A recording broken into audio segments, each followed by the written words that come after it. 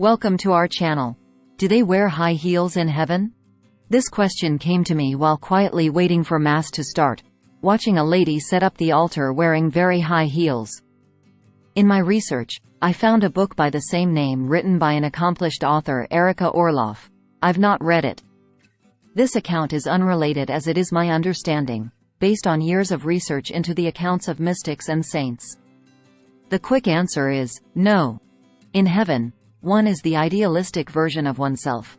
If, on earth, one wished to be a bit taller or shorter, that will be true in the heavenly realm.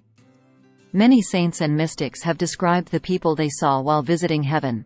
Many have said they are all 33 years old, the age Christ was when he was crucified. Others say they all looked like they were in their 20s. As there is no time, the way we understand it, in heaven age is irrelevant. What matters is, as a heavenly resident, one is oneself, but the best of that person. If someone is now heavy, then they are toned. If someone is a bit too thin, then they are proportionate, on and on. As I mentioned before, when one dies before the age of 10, one is eternally a 10-year-old, otherwise they are adults in heaven. So, we can imagine heaven as a place of people being and looking the best they can be. I often ponder, this is why Earth exists, to craft the perfect version of ourselves that will exist in the perfect form, heaven.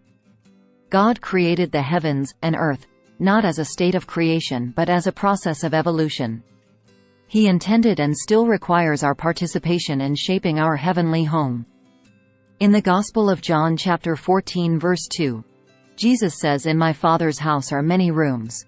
If that were not so, I would have told you. I am going there to prepare a place for you." It stands to reason. This is a custom-tailored place that one will enjoy, a place beyond one's imagination. Why did Jesus come down to earth, die, be raised from the dead and return to heaven? The answer is to mold heaven, to fill it with inhabitants who appreciate Christ's sacrifice, believe in him and understand that we are saved from the darkness of sin and death through him.